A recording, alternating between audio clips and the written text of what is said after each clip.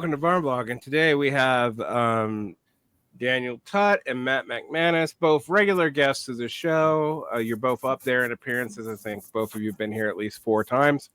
And we're talking about Flowers for Marx, where Daniel wrote the preface and introduction, and Matt wrote an article. This is the second in a series. If you want to catch Conrad Hamilton, Ben Burgess, and poor Ernesto Vargas, and I say poor because Ben Burgess and Conrad Hamilton argued with each other for an hour. I've heard. They were prepared. It was funny because I was asking them about the way humanism affected the debate between Ernesto and Ben, and what actually happened was a hour debate about the nature of China. Wow. Which, you know, you would kind of predict if you know them, but nonetheless, for those who haven't caught the first episode, and I do suggest you go listen to it, because part of what Matt will be referring to today is covered from Conrad's perspective on the other episode. This book is somewhat controversial. And when I got sent it from Revol Press, which also, for those of you who caught on, I need to disclose, I am also associated with Revol Press. I have a contract with them, which makes me part of the co-op. So that's just a little bit of disclosure. I had no editorial input or control over this.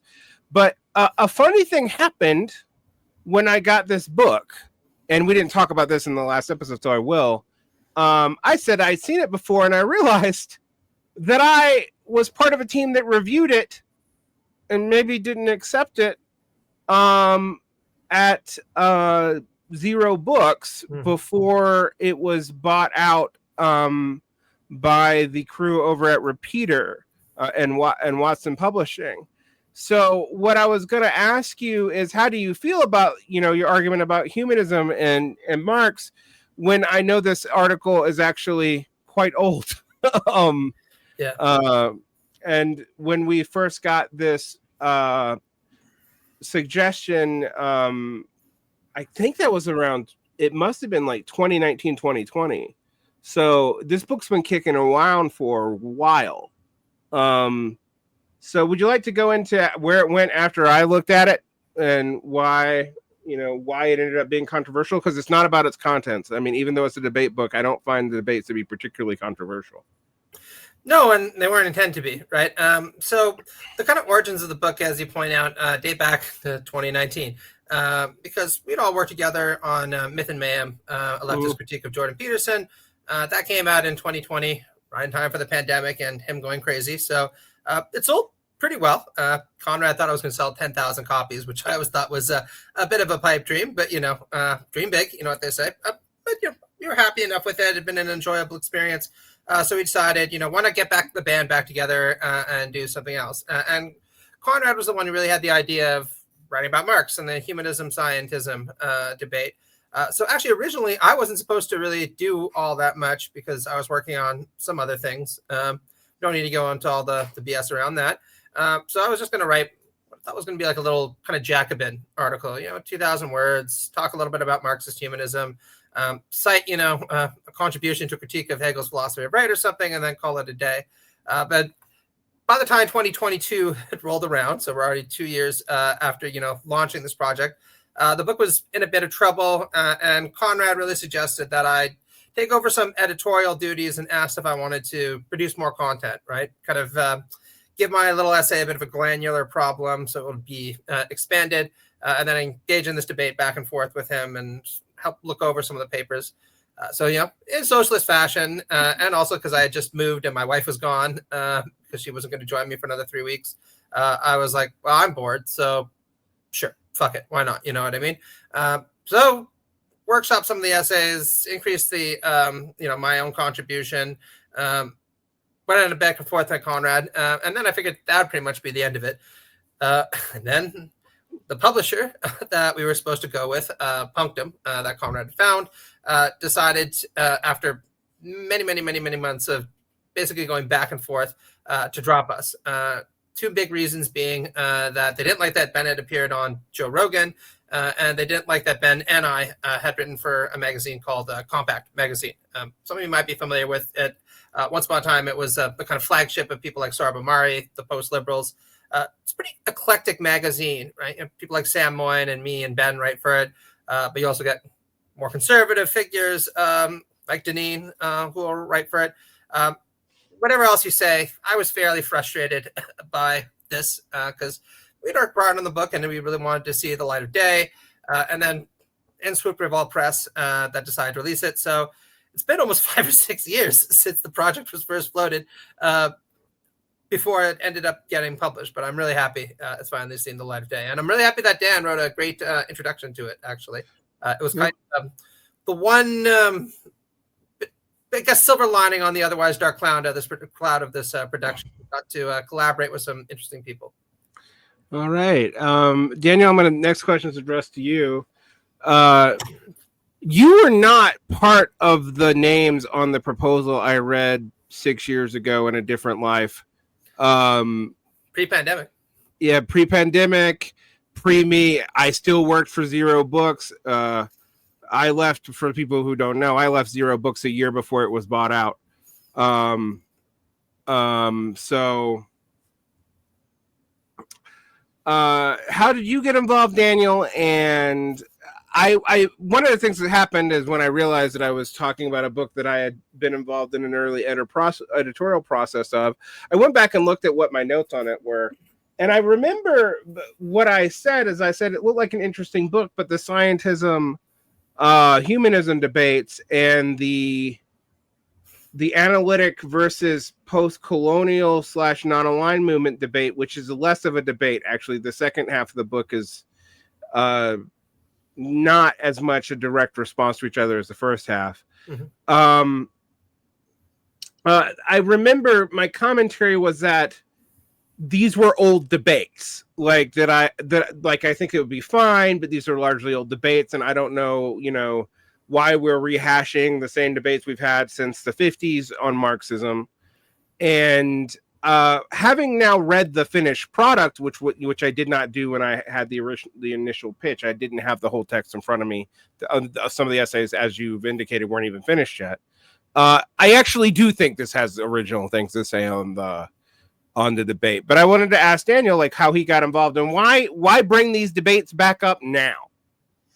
Yeah, well, I felt that it was a good intervention in the sense of a hybrid academic, public, social media sort of, because, I think that one of the things that interested me about writing on the left for publications like Zero or Revol is that sort of public niche that they situate us in. It allows you to write in a more informal way than academic convention allows for.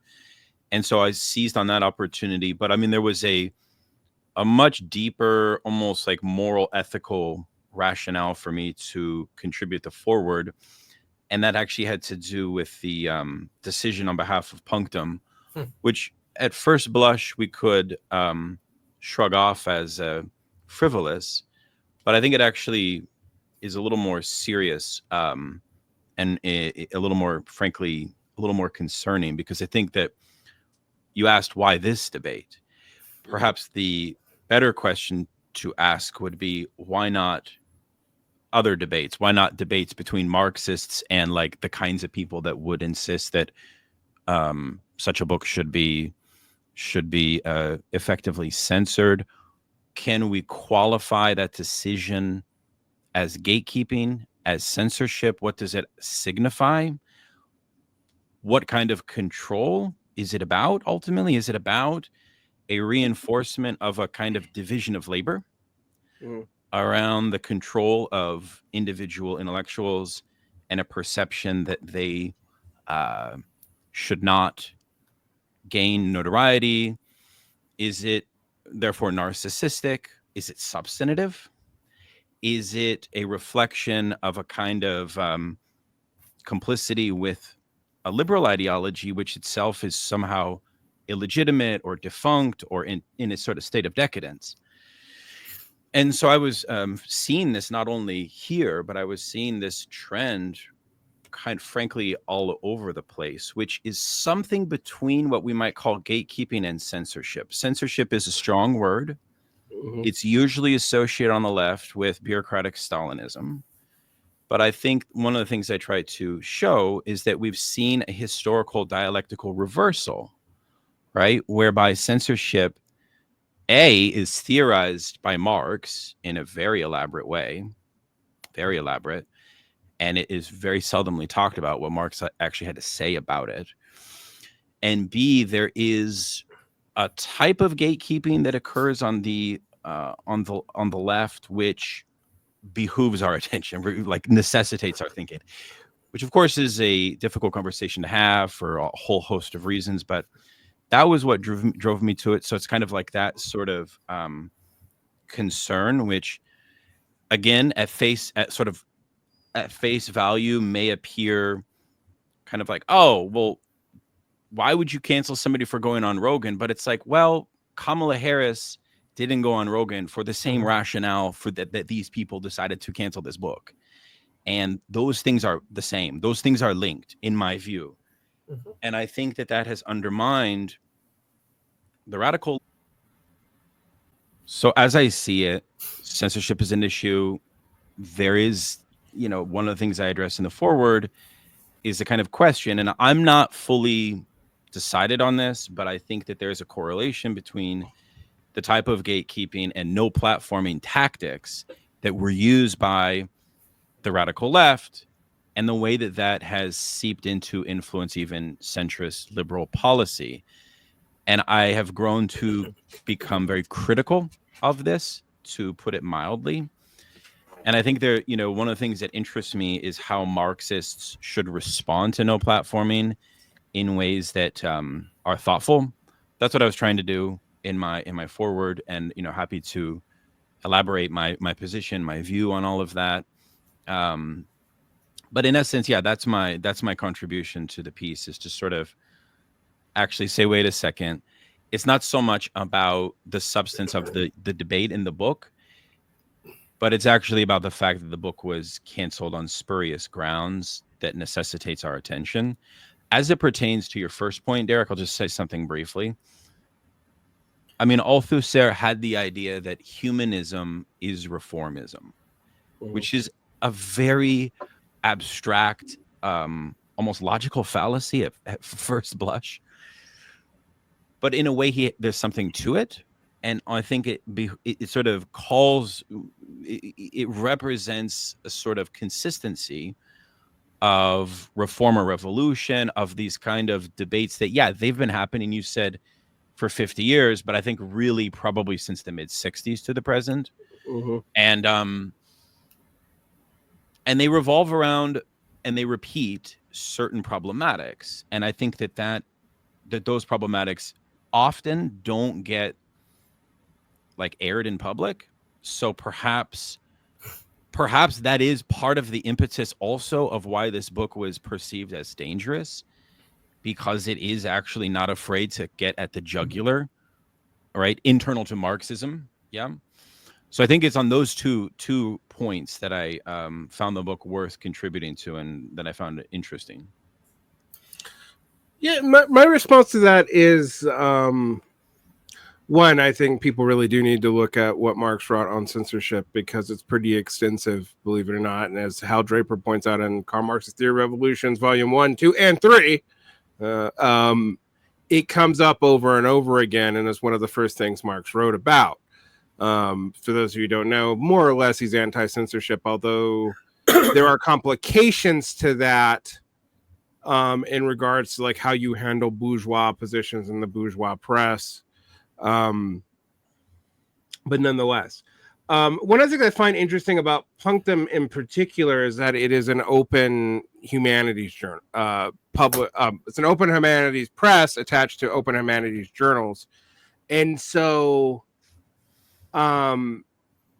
censoring people for non-content reasons, I mean, it would be bad enough if it was because of the content of the book being controversial, right? Not because you disagree with it, not because you think it's an old debate, which was my initial response. it's another thing when you're censoring it for, like, you printed an article in a paying journal that is also printed right wingers, that has a mixed ideological line staff. I don't want anyone to now engage with you at all, not even for what you've said and done, but because by some theory of miasma and association, the fact that you were willing to talk to right wingers at all is a problem. But what I find fascinating about this, if we're quite honest, this is always selective.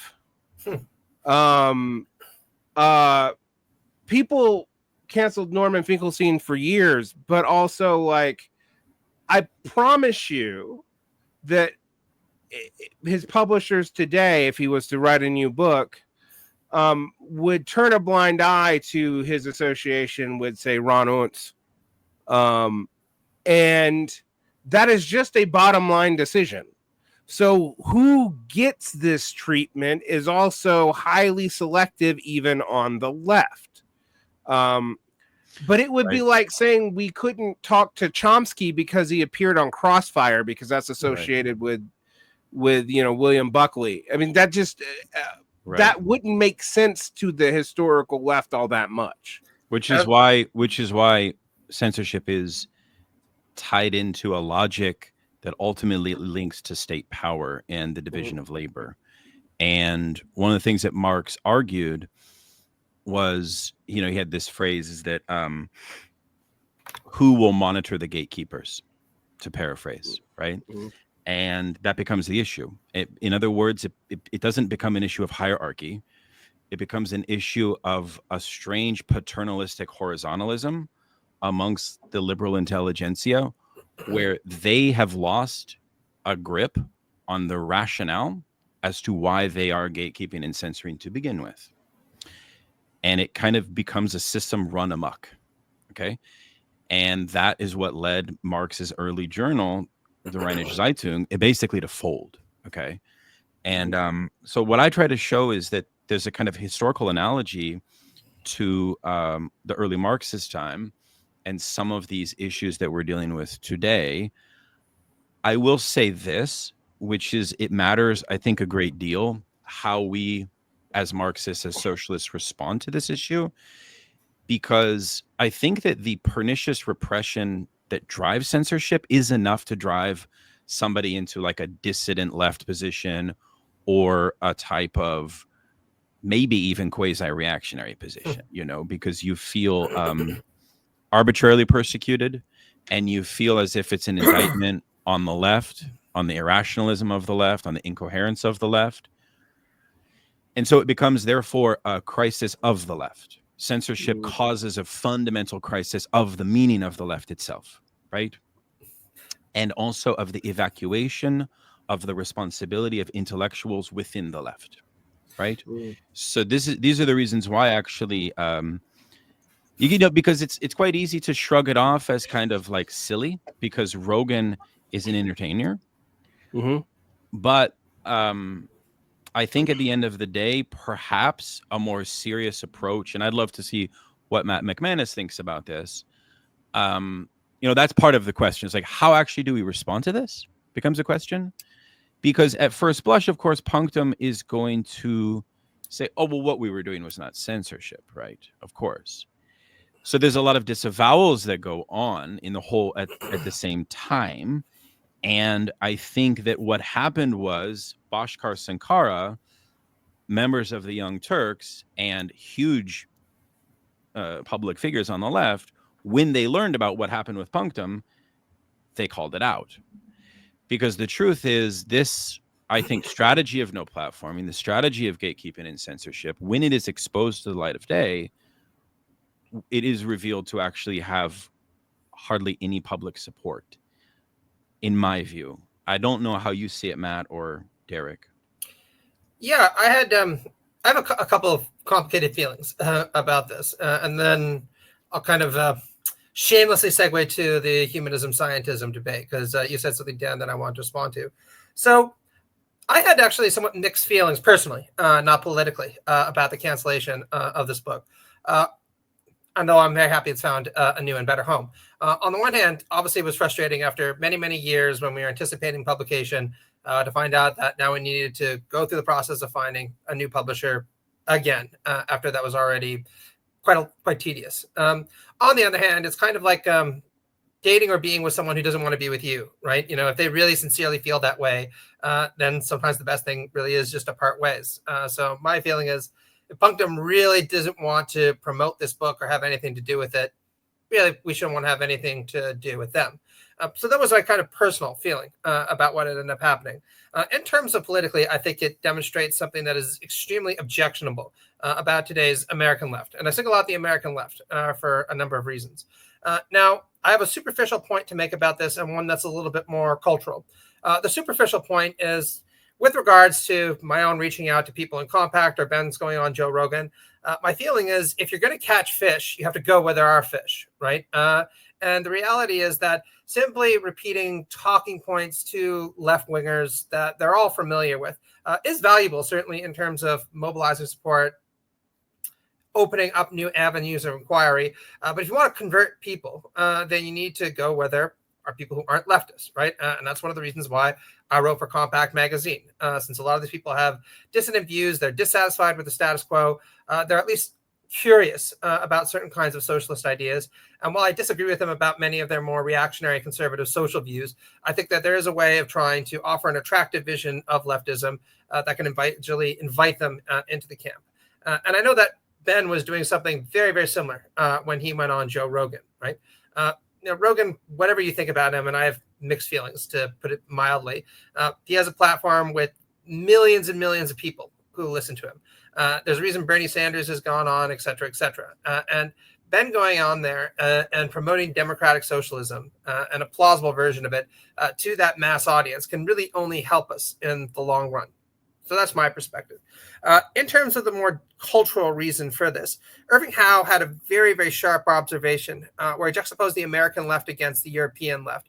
And he pointed out that the influence of evangelism and Puritanism on the American left, including the American socialist left, has been wildly understudied. And I think that's as true today as it was back when he wrote those words in the mid 20th century. Because there's this very, let's call it, moralistic attitude that emerges periodically on the American left, where people seem pretty convinced that we're not actually going to ever win power. So we don't have to involve ourselves in any of the strategic efforts that are required to actually obtain it. So we might as well kind of embrace this puritanical attitude of policing who we're going to associate with and trying to maintain our integrity by withdrawing from anyone who might happen to have negative or toxic viewpoints, right? There's this kind of attitude of, I'll never win and I'll never actually be able to instantiate my worldview. But that's only because my worldview is so good and so pure and so holy that it's never actually going to be achievable in this world. And by extension, because I am too good and too holy and too pure, which is precisely why, I can withdraw from, interacting with all the boobs and the charlatans that I want nothing to do with.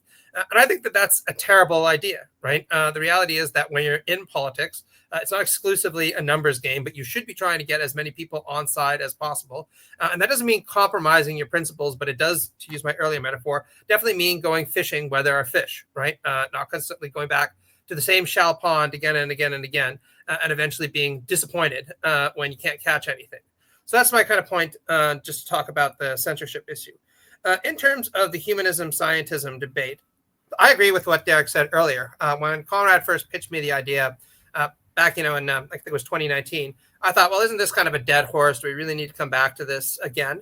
But I'd like to point out that recently there's been a lot more juice that's been injected into this debate, not just by us. Indeed, I wouldn't say even primarily by us. Just to give two examples, Soren Mao released a seminal work in Marxist theory, Mute Compulsion. And if you read that book, it's quite doggedly, if not scientistic, at least wary of any kind of Marxist humanism or Marxist moralism. Now, we were fortunate enough when I was at U Michigan to have Soren come and present on his book at a conference that myself and Dr. David Zeklin organized. And I asked him, what's the kind of moral underpinning your book? And Mao was just like, I don't really think there's any need to offer moral arguments at all if you're a Marxist, right? The critique of power, the analysis of political economy is sufficient. I push him a little bit further. And he's like, look, I just think it's obvious that we should prefer a freer society to a less free society, which made the analytical philosopher in me furious, right? Because I'm like, well, isn't it obvious and all this stuff, but we don't need to get into that right now. By contrast, right, Vanessa Wills released a seminal work on Marx's ethical theory, kind of drawing very heavily on Aristotle and other interlocutors to point out that there's an account of human flourishing and the good in Marx and within Marxism that deserves to be unpacked and certainly reintroduced for a new generation. So I think when you juxtapose these two seminal works of Marxist theory against one another, it shows that this debate is not over, right? There are still very different perspectives on whether we should move towards a critique of power and analysis of history and political economy, and that's the road forward for Marxist theory, or whether we should lean in more heavily on ethical arguments concerning freedom, equality, the free development of each being preconditioned for the free development of all as the kind of foundation for Marxist agitation. I personally would like to do both, but that in itself already kind of includes me in the humanist camp, since I don't think that Marxism is or ever will be a kind of pure science of history or society or whatever you want to call it. I think that making the argument for socialism is always going to require ultimately making ethical arguments and trying to plausibly argue for the superiority of socialism over other social forms. There's a bunch of things that come to mind there, and one thing I'm going to say is I agree with you about this American tendency towards Puritanism. However, I do think we can say that this has been picked up by the European left because it, probably. I mean, the Vampire Castle was written about Britain, not the U.S. That's fair. I'll give you that. But I do think it comes from here. I like the one of the shittier American exports, right? Right. I mean, basically, what we get is French theory read back through American moral lenses and then shipped back to Europe in even more pernicious forms a lot of the times. And right. I mean, I do think that's undeniable for the Anglosphere, particularly in the UK. I actually don't know. The Canadian left is kind of odd, and maybe Matt, you can talk more about that later. But I'd say a lot of the same accusations could apply. Let's just put it there for now. But I do think the theoretical underpinning, though, does come from mostly the United States, from not critical theory so much as critical legal theory, or from American uses of Foucault, are from American uses of privilege theory, which then get reinterpreted and sent back to the rest of the broader left. And I actually have found this quite funny because I've also argued with people about, like, how come all the European anti-Americanists used American logics and American definitions of race and American tactics for your issues with the United States? I just find that hilarious and contradictory. But I broadly agree with you on the humanism and scientism debate. I wanted to tease this out, and I'll have Daniel and you both respond to it, and then you can also respond to any other remarks that I had. One of the things I think about at stake at the humanism debate is what you think counts as Marxist humanism. Mm-hmm. So for on one side, you have someone like Vanessa Wills, but there's also like Ruta Donetskaya and the Marxist -humanist in specific, mm-hmm. who people are often think are some kind of knockdown, drag out battle with Althusser. But Althusser barely knew they existed. Like, Althusser was arguing with the French Communist Party, which he was in, the Italian Communist Party, and with the post-secret speech common form, because the Comintern didn't exist anymore, under Khrushchev.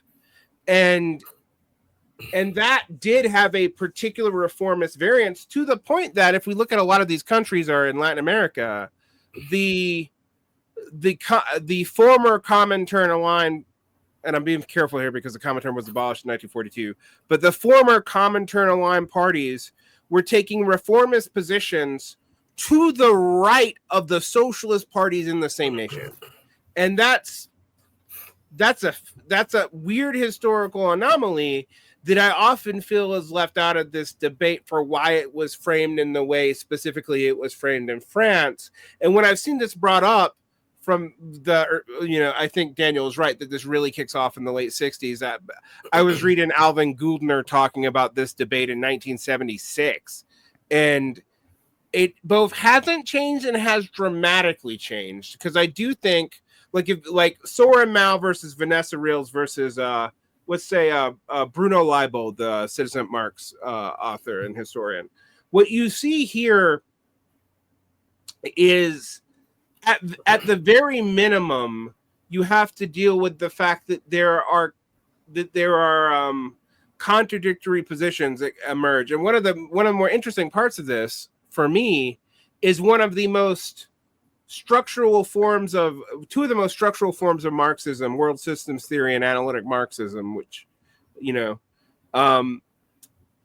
are more on the humanist side of this debate, against structural Marxism. But you gotta, go ahead, Daniel. Yeah, I think there's a couple things to unpack, because Althusserian anti-humanism is anti-Hegelian Marxism, first of all. Right. Frederick Jameson kind of simplifies this. I can just refer to this for folks that are not steeped in these. They're not esoteric debates, but they're high theory debates, right? That's for sure.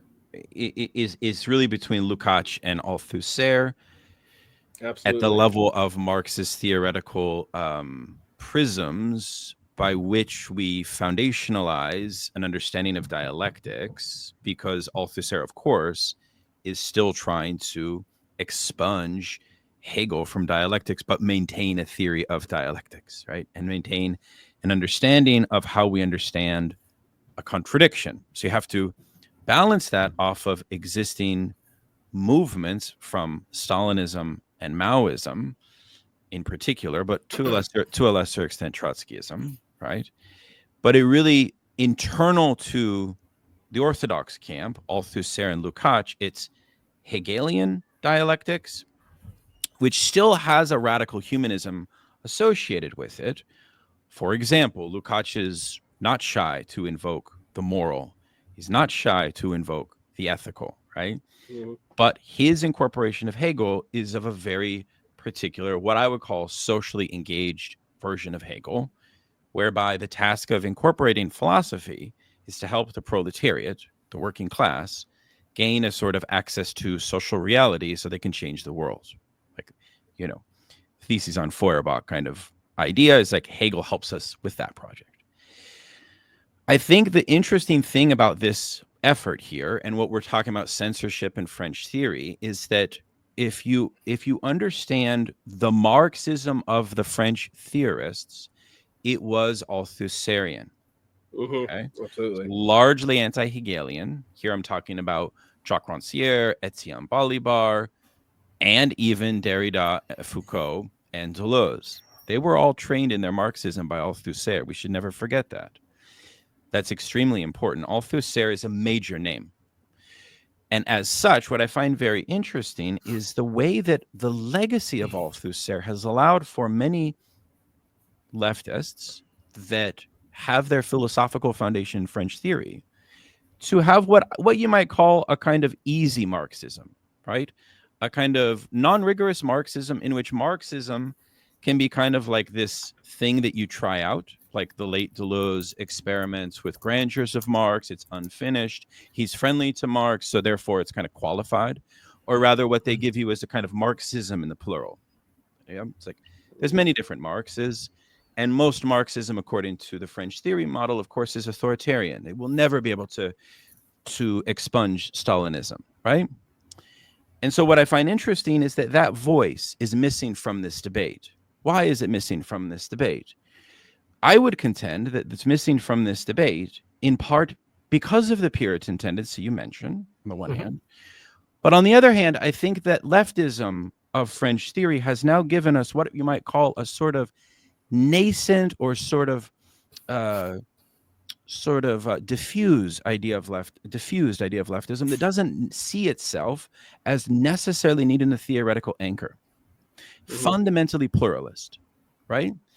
To the extent that they lean on theoretical models, it would be pluralistic, maybe a little bit of Foucault, maybe a little bit of Deleuze, but for them, leftism is a pure entity which actually cannot really be debated, right? And reactionaries, to be a reactionary, is kind of like a monstrous other, which of course I think, if we are honest, necessitates a class analysis of why they would see the listeners of Joe Rogan to be immediately fascist. I think it is a class analysis because they lack the familiarity with those subject positions in their everyday middle-class lives, right? So as a result, everything is fascist, which of course was the thesis of Foucault. That was Foucault's notion, yeah? And this has, I think, created massive problems, right? It has created massive problems. And, you know, there's a lot of ways to get at those problems. There's a lot of reactionary ways to get at those problems. I try to be very diplomatic, while at the same time remaining principled, right? So that's how I see that issue. I think the humanism piece is interesting because Matt and Ben, Burgess and McManus, really are interesting to me, because what you guys are trying to do is actually something quite different, I think. It's different than the Lukács-Althusser thing entirely. It's actually rather, we as social democrat-oriented leftists confuse the best elements of liberal historiography and philosophy, namely Rawls and Cohen, and that can serve as our ethical and moral foundation for Marxism, right? And I think that's the rub of the debate of Flowers for Marx, the book, right? It's coming from the Althusserian Lukács. Conrad is an Althusserian. I'm a Lukácsian. And this other version that you guys are trying to do, and I think that you should be credited for your originality. And then, you know, obviously ruthlessly criticized in the world of ideas, as we try to do in the book, right? In comradely ways, of course, not trying to kill or cancel one another, because I think that's the other thing, is that it becomes very difficult to discern whether gatekeeping, cancellation, and censorship is in fact itself a reflection of an impotent market competition gone awry. Which it is. It's kind of a mirror of bad neoliberal market competition, I think, right? In that sense, it's like a blind acting out, right? And as such, there's another reason why it should be assessed as thoughtless, especially if it's coming from a group of leftists who are so pluralistic that they think if somebody has an orthodox foundation, that must be associated with some authoritarian tendency. Well, which I think is really problematic. If I could just make a comment about that. Derick, I mean, do you really want to jump in on this? I do, but I want you to make your comment first before I say my part, because it's going to probably blow up a dichotomy. So go ahead. Well, I wanted to say first off, I think that your characterization of the fault lines, and I think there are numerous fault lines in the book, is very accurate, right? Certainly, you know, Ben and I have our disagreements, but we're very sympathetic in critical terms to this kind of Cohen-Rawls fusion. And without a doubt, you know, Conrad and yourself adopt more of a kind of European style of Marxism that's friendlier to Althusser, Lukács, etc. Although I want to point out, you know, I spent a lot of time with those figures also, and I certainly have nothing but praise and criticism in equal measure for them, much like I have praise and criticism in equal measure for Cohen and Rawls. But I'd like to point out that sometimes we can overemphasize this stratification. So here I'm going to draw very heavily on Alan Wood and his pioneering reading of Kant and Marx. So one of the things that Wood, who's kind of a Kantian Marxist of all things, foregrounds in his analysis is the origin of critical theory, certainly modern critical theory, has to lie in Kant. In particular, this idea that the generative conditions of the mind give us access to certain kinds of truth, right, that are objective for all human beings, but don't necessarily comport with the world of the way that it really is, right? And this is obviously going to be picked up by Hegel and historicized, and then by Marx, who's going to invert a lot of this fundamental way of thinking about things while retaining, in many ways, the architectonic structure. So for me, a kind of core phenomenological insight of Marxism is to stress that the social illusions that bind us aren't just illusions, right? They're characterized by the history into which we find ourselves, And they are recursively generative of the world as we apprehend it, while at the same time impose limits on our ability to see the world the way that it actually is, namely as something that is historical, open-ended, contingent, etc., etc.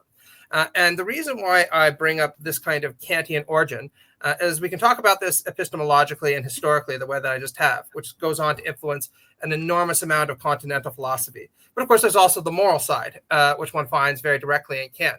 Because a core Kantian insight is, of course, once we recognize that we cannot derive ethics or morality from the nature of things as they are, because we never apprehend them directly, that means that the source of morality has to lie somewhere else. And, Kant and Hegel have differing arguments about this. And this is something that Rawls also picks up, not following Wood, but in parallel with Wood, where he says, look, one of the great insights of Marxism is precisely to recognize that morality is fungible and historical, which doesn't mean that we should abandon the quest to find, if not objective, at least plausible moral principles. It just means that there are certain kinds of problems that are going to be thrown up by ideology that we have to be sensitive to, that earlier moral philosophers, going all the way back to Socrates, just wouldn't have been aware of because of their class situatedness. So I think that there is room for a dialogue between these kinds of Rawlsian, Coanian approaches to socialism and the continental tradition that you're talking about, because they share a kind of genealogical or genetic lineage. In this approach, you can call it critical, or you can call it emphasizing the importance of critique, going back to Kant. And I think that looking at the symmetries between them rather than foregrounding differences can sometimes be just as generative as a ruthless criticism of one another. So, I mean, there's a bunch of things to pick apart there, but I'm going to go back for a second and talk about what I was about to talk about, which is the everything is fascism argument does not just emerge from the Althusserian side. I mean, we also see the cul-de-sac of Frankfurt School critical theory arriving there and then jumping the shark effectively, with, in my opinion, with the exception of Raymond Geist, into liberal discursive theory immediately once it hits that wall. And that is the implication of negative dialectics, is basically, and also the totalitarian personality, is basically there is no way out of fascist thought once you have identity thinking, and that is done through a purely Hegelian argument, like almost like a maybe almost perfectly negatively Hegelian argument. But to bring this back a little bit, I do think it's interesting to have this debate about Marxist humanism, because when I was reading you and Conrad's debate, part of me was like, well, some of the criterion of this debate, if I brought a different kind of structural Marxist, a different kind of Althusserian to the debate, you get a completely different answer. And I'll just give you the example. Both you and Conrad and Ben would agree on stages productivism, but if I bring a 70s Maoist from France to the debate today somehow, or I get someone who was a diehard Revolutionary Communist Party Bavavakian, not the other one by the Trotskyists, or the other one by the Trotskyists, or the other one by the Trotskyists, because everyone likes to call themselves the Revolutionary Communist Party for some reason. But the Bavavakianites, if I found a couple around Berkeley today or around New York today and threw them in there, they would be fighting all of you on the same grounds of like petite bourgeois stagism and capitalist rotarism and stuff like that. And I found that interesting because on one hand, like if you think about the Hegel versus Althusser argument, the analytical Marxist and I also mentioned the world systems theory Marxist, because they're also not really all that Hegelian, are odd people out, because they're both involved in this debate, but their fundamental terms are actually entirely separate. And you're right, because for the most part, Matt, I would say that the structural Marxists who actually have an ethical theory, so Cohen and maybe Vivek Chibber today, and analytical Marxists, excuse me, I said structural, but actually have an ethical theory, would bristle at Hegelian ethical arguments. Like if you throw Lukács at them, they're just I mean, J. Cohen's just going to call it bullshit. And then you have a different set of analytical Marxists, Romer, Przeworski, who's not really a Marxist anymore. Some of the ones that are associated more in the 1980s versus the people associated later.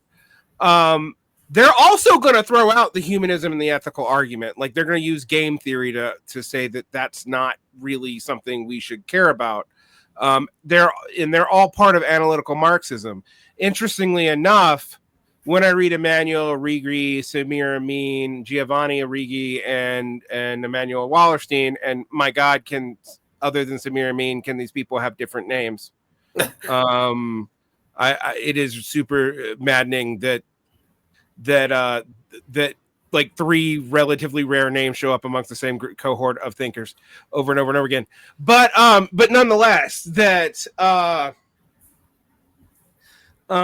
you also would have a hard time pinning down which one of those people are picking up on the moral valence versus the structural valence of Marxism. I would argue, for example, there's a lot of morality in Samir Amin and Emmanuel Wallerstein, but I don't so much see it in Giovanni Arrighi and Arrighi Emmanuel. Well, this is an important point, though, right? Just to kind of segue from there. Really, the heart of the debate between myself and Conrad is this humanism versus scientism dispute, at least in the book. But I think it goes deeper than that. So in later editions of Karl Marx's theory of history, and in particular, books like Rescuing Justice and Equality, Cohen emphasizes the fact that a lot of classical Marxism depended for its power upon what fundamentally can only be understood as a kind of deterministic or teleological understanding of history, which I want to point out Althusser also repudiates by the time he writes about aleatory materialism, right? So Cohen wasn't in bad company in suggesting that by the 1990s, this idea that the arc of the moral universe is long, but it bends towards communism just was not convincing anyone any longer. And once you take that away, it's not that the Marxist critique of economic domination, or even that the Marxist theory of history understood in softer terms ceases to be plausible or intellectually very powerful. It just makes it incumbent upon us to have to offer reasons for why it is that a socialist society that might or might not replace a capitalist society is to be preferred. And that's something, as Cohen points out, that certainly a lot of analytical philosophers with a socialist inclination just never really took seriously up until the 1990s. And I think that you see this a continuation of this problem down into the present day with some of the people who are more militantly anti-humanist or anti-moral, right? So just to go back to my earlier example, I have a profound respect for what Soren Mao has accomplished in Mu Compulsion. I think he offers the most granular and rich account of economic power, really, and various other things that we've seen in quite a long time. But we cannot just presume, that a socialist society will be a freer society than a capitalist society, unless we have a good conception of what we mean by free and how capitalism inhibits freedom. And then at an even deeper level, we have to actually offer arguments for why it is that more freedom is actually to be morally preferred to less freedom. Now, I think for a lot of people on the left, this might seem like a banal argument because we all just instinctively, as good inheritors of the Enlightenment, assume that more freedom must be more beneficial than less freedom. But Derick, you're very learned in the reactionary tradition.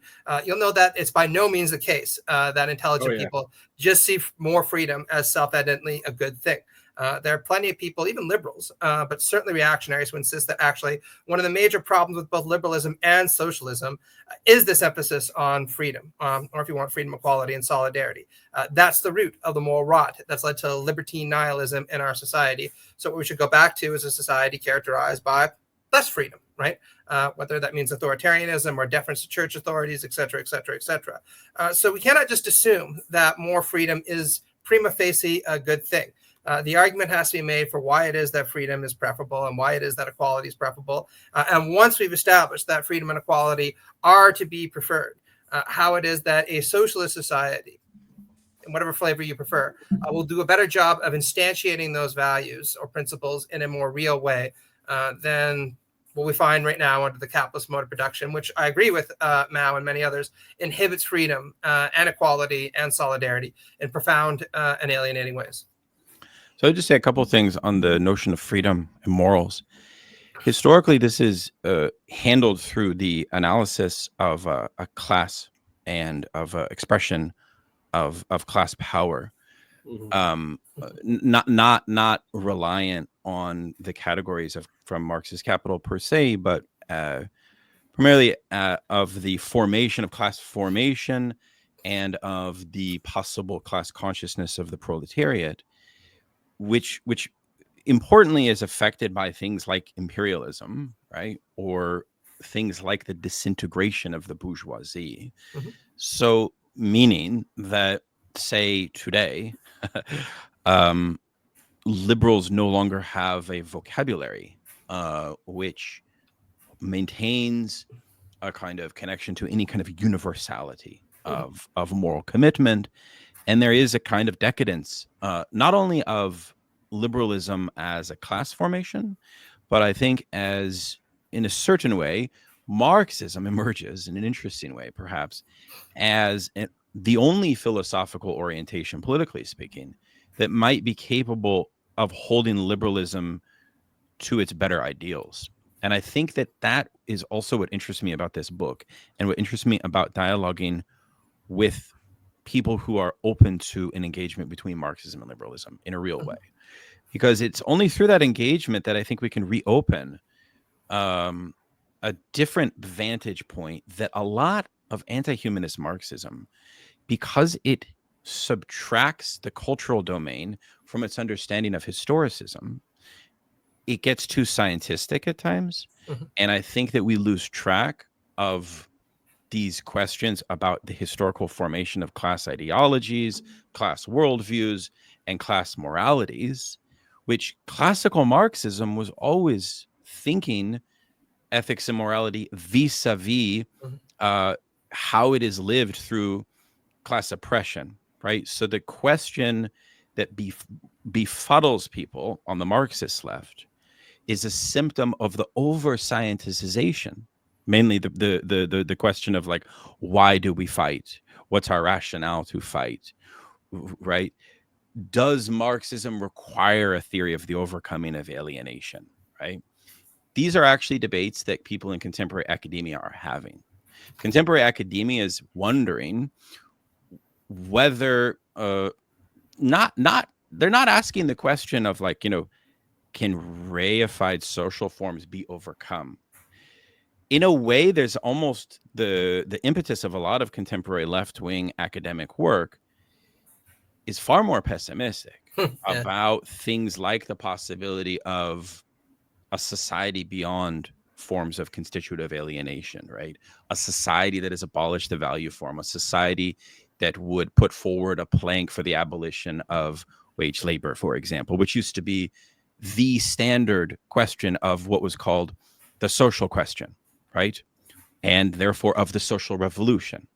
So in a certain way, I feel that this discussion between liberalism and Marxism is the only way that we could actually, A, bring back something about universalism as expressed through class, which also requires, in my opinion, the supplement of ethnographic, anthropological, and sociological studies of class. Because we need to understand where we are going and why our appeals to freedom are not, like, Kantian a priori appeals. I mean, otherwise, socialism would be everything Marx despised in the utopian socialists. And it's here where I think that, I know you're fond of Edward Bernstein, but, he was a figure who thought that the fusion of Kant with Marx was hunky-dory and he thought it was fine. I, for one, don't. That doesn't mean I'm, like, going to excommunicate you, but I do think that philosophically and practically, the fusion of Kant with Marx actually can lead to disastrous results. The biggest one being this abstract idea which reproduces a kind of Christian notion that ultimately morals just comes from an abstract interiority, I think the Marxist point on the origin of morals is that it's found in the class struggle, right? And so we have to be class struggle centric, I think, in order to broach these things. And we should avoid that Kantianism, because that Kantian approach, it has a tendency to lead to a type of abstraction, spiritualism, and a type of Christian moralism. So I'm just going to be a little bit spicy there and a little polemical. But again, we're in comradely company, so I'm not afraid that you're going to kill me or try to cancel me. We'll see. Actually, if I could push back on that just a tiny little bit, I want to say first off, I agree with a lot of what you said about the dangers of trying to, let's call it Kantianize Marx excessively or liberalize socialism.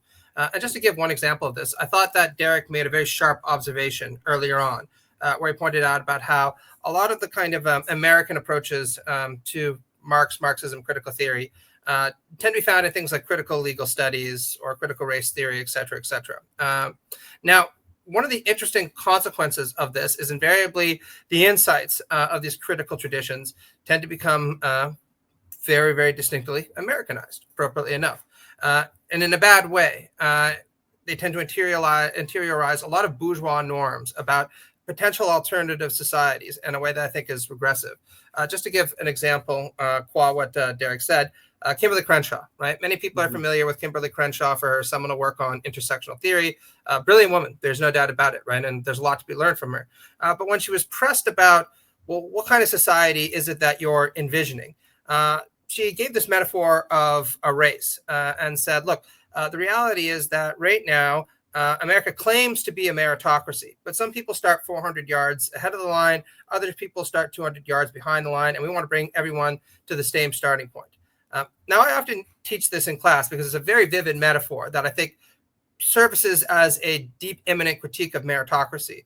But that's precisely it. It's an imminent critique of meritocracy that draws quite a lot of insight from Black Marxism, etc., because meritocracy itself is not challenged. The bourgeois idea that you should get ahead because of your merits is fundamentally left intact. When you boil it down, the argument is that we don't live in a meritocracy and we should try to become one, right? By putting everyone at the same starting point of the line. When everyone's at the same starting point of the line, then we can actually run a fair race, and whoever gets to the end will actually be said to deserve what they've earned, right? Now, I think that this is a terrible idea, right? But this is what brings me to Rawls and Rawlsianism, right? Now, I'll bracket the broader debate about Kant as a kind of origin figure for critical theory, which I think is to a certain extent indisputable. Rawls is without a doubt a universalist, and there's a case you can make that a kind of Rawlsianism, certainly with Cohenian amendments, might actually be more universalistic than at least crude or vulgar Marxism. This is a point that Katrina Forrester makes in her recent book, In the Shadows of Justice. So she points out how many left critics of Rawls contended that the problem with Rawlsianism was that it didn't pay enough attention to the working class and what it was owed. Now, I think that there's a lot that can be said about Rawls not being attentive enough to class power, although he certainly was sensitive to it at the end. But think about the moral structure there, right? The implication is almost always that the working class has been treated unfairly, and it requires a more fair system that is free of domination, free of alienation and exploitation, and doing so will produce more justice. Well, Rawls was actually quite indifferent to those kinds of issues for sophisticated reasons, in addition to the crude ones that I mentioned before. Because from a Rawlsian perspective, he'd say, look, these issues of paying people what you're owed or asking, have you been treated unfairly in this crude sense, is largely irrelevant to questions of justice. Questions of justice need to be comprehended from this extremely universalistic standpoint behind the veil of ignorance in the original position. And ultimately, the right way to think about the distribution of goods in society has nothing to do with how hard you worked to produce commodities or whatever it has to be. It has everything to do with how do we make sure that the least well off are well taken care of, because these are the kinds of moral principles that a rational person would agree to under these special epistemic conditions, right? And that's a very universalistic way of looking at things. So universalistic, in fact, that it eschews any kind of strong identification with any recognizable social groups in society, whether the working class or the black population or women, et cetera, et cetera. And Rawls has been very criticized for this, but I don't think that you can attack him on the basis of being insufficiently universalistic, right? You could be critical of him for being too focused, to use the Hegelian term, on abstract universalism rather than concrete universalism. But that's another question. So we all know my opinion about Rawls, so we won't focus in on that. Yeah, I will briefly state it as I think it took some of the best in Kantianism and some of the best in utilitarianism and added it together in a way that makes liberals feel good about their positions. But I would agree with you that it is not a meritocratic liberal argument in any way, No. form, or fashion. And But it has been used towards those ends. Oh, it without doubt. absolutely has. It absolutely has. One thing I would say about the arguments from justice and Marxism, and maybe this will make everyone's hackles goes up. I consider myself a person very concerned with ethics, but I do believe that ethics come out of your class positionality in a lot of ways, in your general community and other more specific ways. I'm a virtue ethicist, which puts me out of touch with most post-Enlightenment ideas, although I actually do think if there's any ethics in Marx at all, it is virtue ethical, not anything else. That's cool, though. I didn't know that about you. Yeah, it's not something that comes up a lot on the show.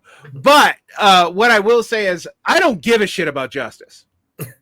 And when I say that as a shock to people a lot of the time, but it's also because I want the pernicious thing that I view from a moral and a political reason to end.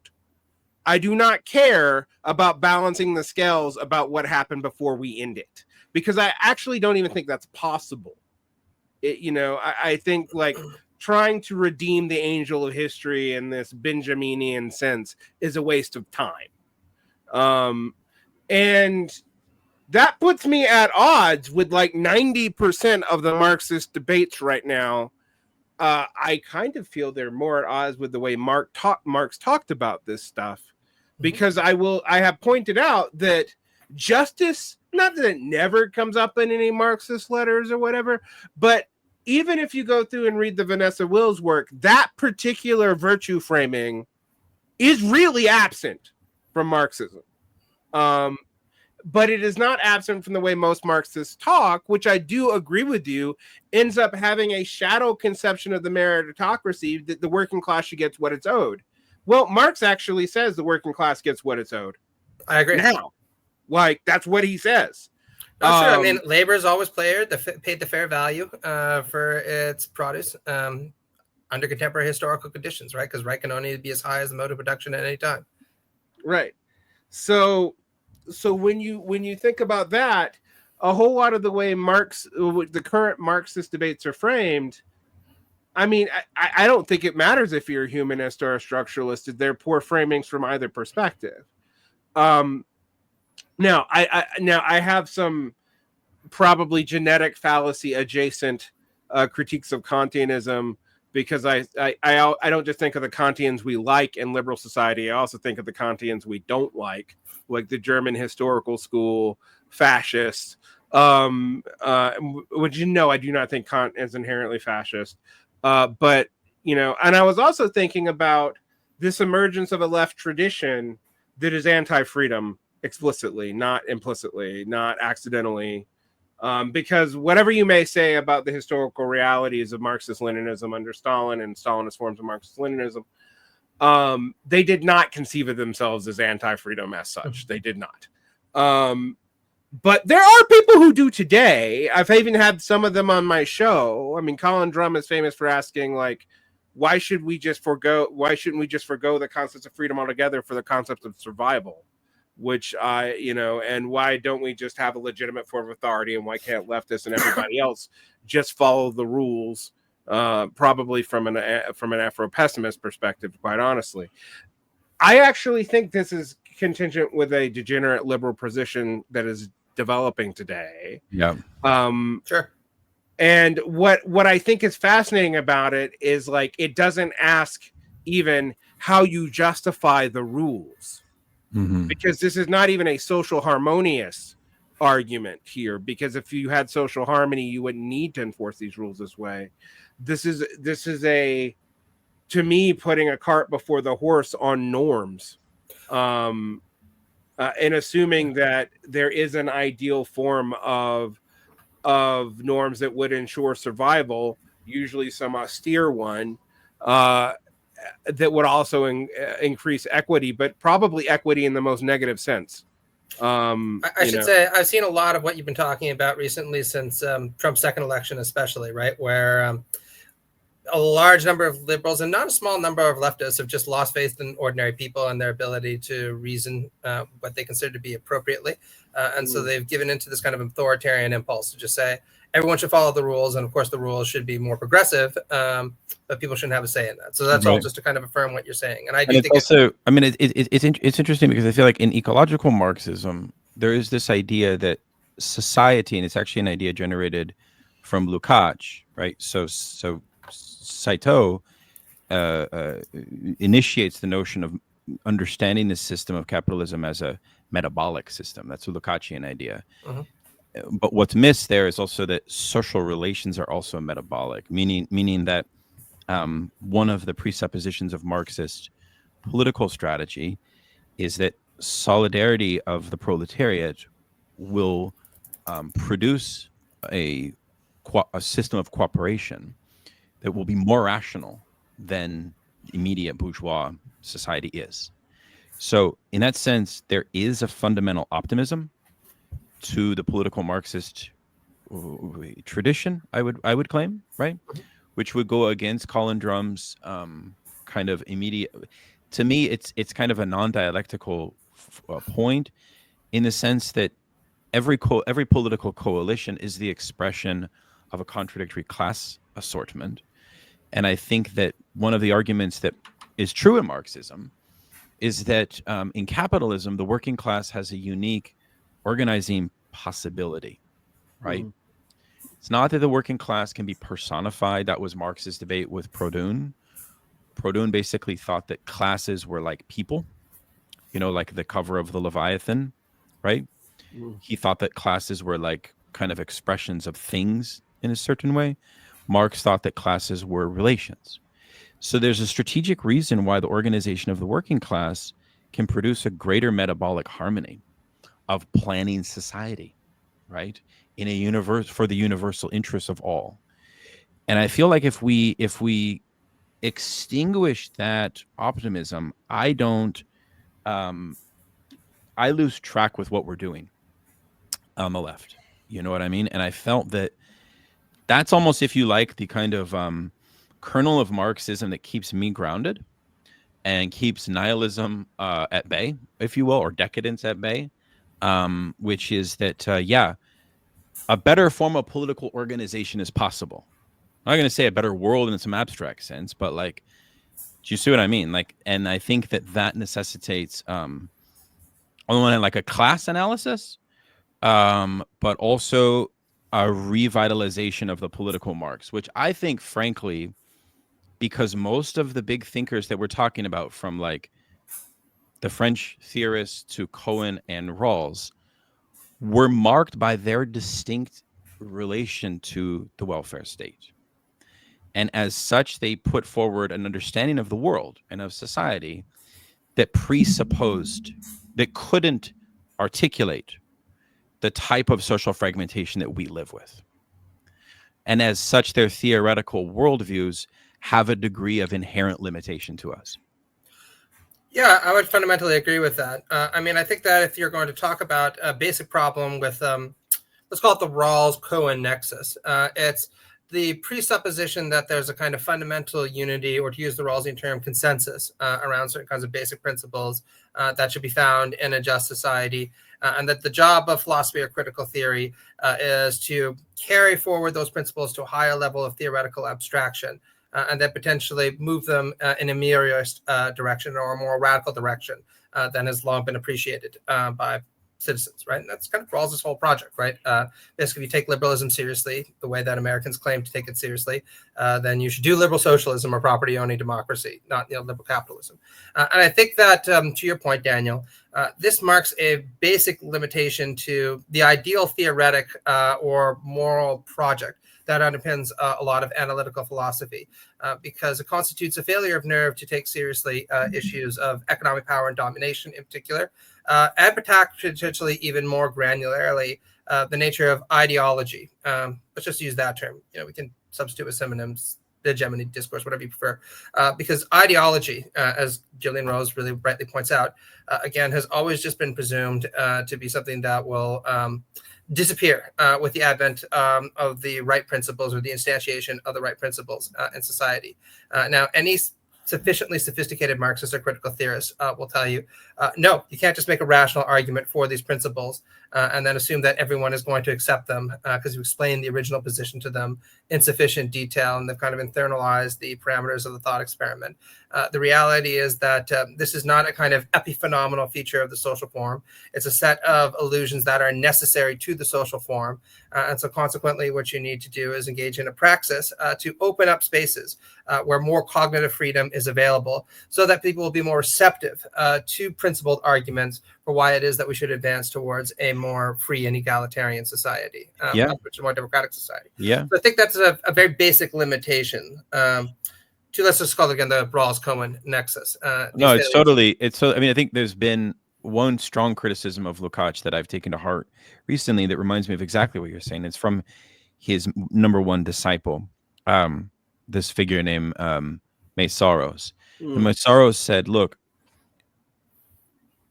really what the problem was that in the Lukácsian understanding of the political organization of the proletariat, there was actually way too much of an onus placed on the moral status and moral correction of the working class by the members of the working class themselves. And this is actually very similar to a point that our comrade Benjamin Studebaker makes, which I think is very sound. And he makes it in a very general way, but it's very correct, which is that if you look at the tradition of critical theory, one of the presuppositions, kind of post-Enlightenment presuppositions, is that to regain the dignity of citizenship that is eroded by the fragmentation of capitalism necessitates a huge onus on each citizen to assume this educative plank, right?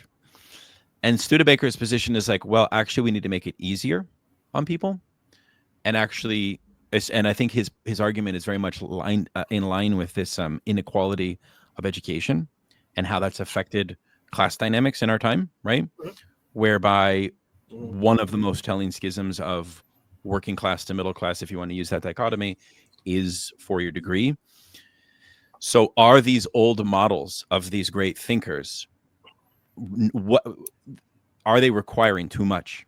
And is I think a very pertinent and relevant question for us to ask. I don't know if that makes sense or if that kind of hits the mark at all, but it's something that I've been thinking about a lot that I'm trying to currently figure out myself. So, yeah, I absolutely agree. I mean, look, the reality is, to put it very crudely, that the powers that be have a vested interest in keeping people as uneducated as possible and as fixated on their one-dimensional distractions as possible. And I don't think it's any kind of coincidence that when you create the cognitive space and the time for people to deliberate upon the kind of society that they want, without a doubt, it raises the prospect of more fragmentation, particularly damaging fragmentation of the sort that you're talking about. I think the thing with our generation, though, that's very unique is that the models of liberation that most leftism was defined by in the 20th century, because it was born in conditions of the welfare state in the core regions, at least. And I'm not talking about the global south here, but I'm talking about the nexus of the core regions, was largely formed off of a conception of freedom, which was very libertine based, right? Which was very like 68, like expand consciousness, expand sort of like this almost like a kind of a form of freedom which has basically been consumed by consumptive capitalism, right? And been totally marketized, commodified, and all of that. And I think that the challenge for us now is to shift our attention to a far more economic domain of freedom. And then the problems then emerge from that are very clear in my mind, which revolve around the fact that most visions of freedom economically are kind of taken over by the right or sort of abused by some petty bourgeois co-optation in a certain way. So it's like we haven't figured out how to achieve broad solidarity for bread and butter economic freedom issues outside of a paradigm of left populism. And I think that remains like the question. I'm not sure if and when socialist parties can begin to seriously contend and rival bourgeois parties. I hope that happens in our lifetime. We better get busy on it if it's going to happen. I think that to me is the question. I think I'm less pessimistic than you are about this, though. So let's just talk at the level of theory and then at the level of practice, right? I mean, and I'll just be a bit America-centric for a little while, since that's where I'm guessing most of our audience is located. At the level of theory, right? If you had told me 10 years ago that you'd see major liberal theorists, even left liberal theorists, talking about things like economic democracy and the tyranny of private government, I would have laughed in your face, right? Even within the kind of broadly left Rawlsian paradigm, that was just completely a non-starter. Well, now there's an enormous amount of theoretical work that's being done on just those kinds of questions. And I think that part of that is because of a generational shift, to go back to your earlier point. I don't want to put too much stock on this, but for a lot of people who came of age during the Great Recession, the idea that we should take market society or market capitalism for granted and be uncritical of it while trying to ameliorate it with a welfare state just doesn't cut it any longer. The critique of liberalism is very well internalized by now, which is why you have people like Helen McCabe or people like Edmondson or people like Dan Chandler, who are writing books about the importance of economic democracy, or for that matter, even people outside the older generation like Liz Anderson, right, who wrote a very good book about the dangers of private government and the way that it interferes with freedom. And at a kind of at the level of praxis, right, I think that Trumpism, for all of its extraordinary perversions and its regression to authoritarianism, does seem to have had a kind of radicalizing impetus on the part of American society. So just to give two examples, I was in Warren, Michigan, just a couple of weeks ago in March, right, to go see the Bernie Sanders rally, and there we had a spillover room for the spillover room, right? There weren't 4,000 people there. There were 9,000. And this is in a swing county, and everyone was there, right? There were a couple of academics and activists, but I talked to teachers, nurses, an awful lot of blue-collar workers who worked in the auto industry, who said they just had enough with oligarchic control. And the rallies have only gotten bigger and bigger and bigger, right, since then. Or, look at Zoran's campaign in New York, again, focusing on very much bread and butter issues of the sort you're talking about, right, trying to make housing affordable for people in Brooklyn, making buses free in the event that he gets elected for mayor. I think that if we haven't cracked the formula, there's intimations that we're getting better at trying to pitch the socialist message to people in the United States. And to kind of invoke your own words from earlier on, I think it's important to be consciously aware of these reasons for optimism, because I think that the minute that socialism, or liberalism for that matter, regresses to a kind of pessimism about the future, and certainly a pessimism about human nature, then the road to reactionary dispositions or to quietism is well paved. Well, I'll turn it over to Varn, but I'm just saying, we haven't seen serious mobilization of class independent socialist organizing. We have a lot of people desiring it. We have a lot of thinkers that can articulate the historical basis and theoretical need for it, but we haven't seen it emerge yet. I think that its emergence would interact with the types of social democratic or kind of like liberal leftist coalitions, left populist coalitions you're referring to, in probably very interesting ways. And I think that kind of goes back to the larger theme of the Flowers for Marx book, which is the dialogical need on the left to engage one another in a certain way. And I felt like perhaps one of the tragic points about this book was that there is a contingent of the left that actually is hostile to a socialism that would be for this kind of engagement. And again, we never really articulated the basis by which we are for this engagement. And I think it bears some, you articulated, but for myself, it's pretty clear, which is my position largely having to do with where I grew up, is that if you don't have an educative openness to convincing people of your vision of politics, I just lose clarity on what it is you're actually doing. And I would argue that should go for everybody, but it obviously doesn't in our time. And that's just really weird that it's gotten to this point. I really think that it needs to end. The other thing we didn't say is that the right is very adept at manipulating this weak point on the left. The fact that we do this to each other is abused by them a lot. And I think more than we even know, frankly. In a similar way to the way that the Gaza encampments, as Norman Finkelstein points out, the financial class at the elite universities used the left's no platforming attitudes against the left, right? So the minute you become critical of like free speech or you become censorial, your enemies will absolutely take advantage of you, is all I'm trying to say. And I'll stop. Sorry, I've talked a lot. Yeah, absolutely. I mean, look, I grew up in, it was a small town. Now it's a suburb, unfortunately, in Ottawa, mostly with conservative guys and blue collar conservative guys.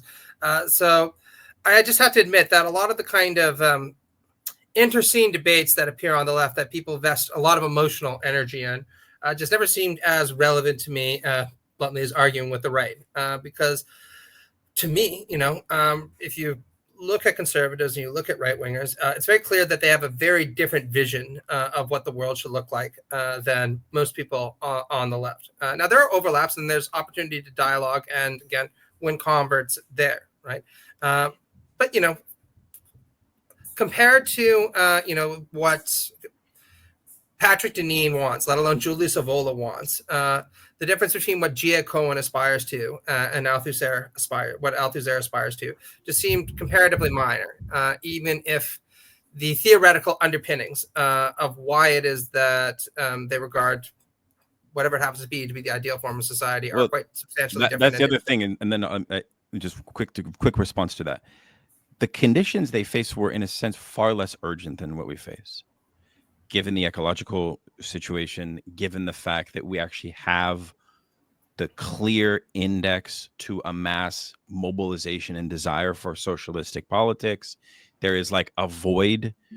So our urgency is like deserved and present, I think, in ways that, like, when you look at Cohen, the urgency was not as palpable because it wasn't there. Like, you know what I'm saying? He was emerging right at a transition point where neoliberalism was just starting and the inequality had not sunk into like the finer grain of all of our social life as it has today. It's very different. No, I think that's very true. I mean, when he published Karl Marx's Theory of History, there was a Labour Party in the United Kingdom, taught at Oxford University, that you could actually plausibly call a Labour Party, right? And you know who one of his students was? Keir Starmer.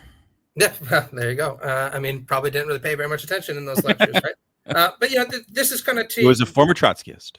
Yes, I know, and he was a former everything else as well before I just decided to be nothing at all. But exactly. I mean, to the kind of point that you're getting at, look, I agree that the moment is extremely urgent, right? But this is, again, precisely why I think that there's every reason to be critical of each other on the left and to have these dialogues and to reproach one another when we make theoretical and especially practical mistakes. But I think that the intense animosity that leftists can sometimes show one another, what is the metaphor we like to use, right? Gather in a circle and fire inward, right, to purify, the left before we go after the right. That is something that we cannot afford at this point. If we ever could, right? Because at the moment, we see reactionary and neo or para-fascist farces on the march everywhere. The environment is continuing to decline for the reasons that you mentioned. I would actually argue in many ways that what we're seeing is a mutation of neoliberalism that is in many ways much more invidious and certainly insidious than what came before, precisely because it is allied so successfully with many of these kinds of reactionary dispositions. So the clock is ticking, and we can continue to debate the merits of Kohenian analytical Marxism versus Lukashian Hegelian Marxism, and I think that those are going to be valuable. But we should never allow those debates to become so acrimonious that we're unable to cooperate together for our shared objectives. That's my viewpoint. My viewpoint is we need a broad left that is willing to fight within itself without ripping each other's face off. Which is a both literal and metaphorical stance that, I'm not here to police who's a Marxist Leninist or not. I'm not here to police who's a good Marxist or not. I'm not here to kick out the Social Democrats. I'm not here to kick out the Dungist. I'm not here to kick out the third worldist, although some of them probably wouldn't care if I did.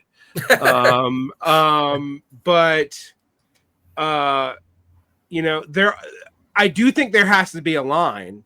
I actually do. That there is a line that you can't go past. And there have been groups that have gone past it. But that line should be relatively thin. And for example, I'm a working class independentist. I do not generally promote class collaborationism. But if I was to kick out what I consider class collaborationism from the movement, both sides of the debate in Flowers for Marx would be booted. To be completely honest. Sure. With maybe the exception of Vargas, and I'm not sure yet. I'm gonna have to reread his essay. So, I think that's a ridiculous notion to have. These are good comrades. They should be treated like good comrades. Errors are errors in the realm of politics. Divisions are divisions of the realm of politics. They are not assumed to be dishonesty. I have this response all the time with both rightists and many leftists. The moment they disagree with you, they will accuse you of lying about a normative condition that you disagree with them in, as if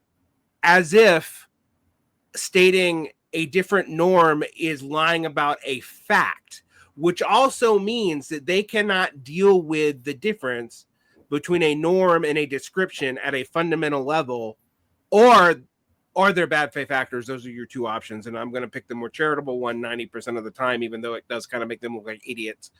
It would still, however, mean that they are not reprobate moral actors. To your point, though, I always think that being called a liar is better than being called an idiot. I think both are wrong, right? Because a liar means that they can think that you're probably smart enough to realize that theirs is clearly the right position. You just refuse to acknowledge that because you're selfish or you have other kind of subversive reasons.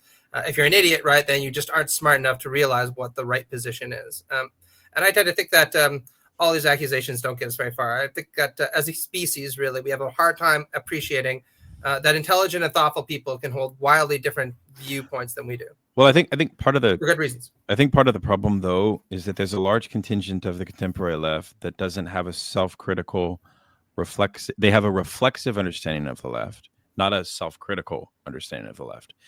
So as such, it's very difficult to even engage them on this point because we are presupposing a rational deliberative model of engagement where maybe we're trying to convince them of a particular point of view. Whereas I think for a lot of folks, the left is a kind of liminal thing that sort of just is. It's like has an ontological status. And in that sense, there is nothing to be critical of. Right? And that becomes perverse in a certain way because you have to kind of make an argument that in fact actually there's a lot to be critical of and we have a certain responsibility to this project. This is what I see a lot from maybe you could say the culture of leftist academia in certain ways that I've experienced and engaged with. And I think that becomes a challenge. And I don't need to like name names, but this is certainly something that I don't know if this makes sense to you, but it's like a leftism which doesn't have really a strong point of view. I mean, for example, a lot of French theorists held the view that debate is to be avoided. This was one of Deleuze's main points in a certain way. So that becomes a bit tricky for me. it's not clear exactly what the debate is to be had with certain pockets on the left is all I'm trying to say. If But I could put maybe forward, that's fine. My own kind of theoretical perception of this. This is a theorist I was actually just floating the other day because I was rereading Plato to teach classical political thought in the fall. One of the kind of interesting things about Deleuze is the extent to which he seems to have seriously internalized the Nietzschean kind of dictum that Nietzsche was the anti-Plato, because he's not concerned with dialectic and he's not concerned with truth. What he's concerned with is the creation of truths, plural, right? And the problem is, of course, if you're creating truths or you're creating concepts, then there's really no point in deliberating about them because they're not true in the sense that other people will apprehend them the same way that you do if you reason about them for a sufficiently long time. They're aesthetically true or they're aesthetically edifying, if you prefer, right? And there's just always something that I found deeply problematic about that, probably because, as you know, somebody who's very sympathetic to Marxism, I do think that is important to remain committed to this idea that truth has a democratic quality in the sense that if we reason about it sufficiently and together, we can come up with a better way of apprehending the world and a more accurate way of apprehending the world than we would otherwise. I think that's valid. I think that there's a Nietzschean, I think that transvaluation of values often can result in a sense in which the left it's under a kind of constant cultural revolution. So it's defined by its lack of anchor. It's defined by its lack of a project.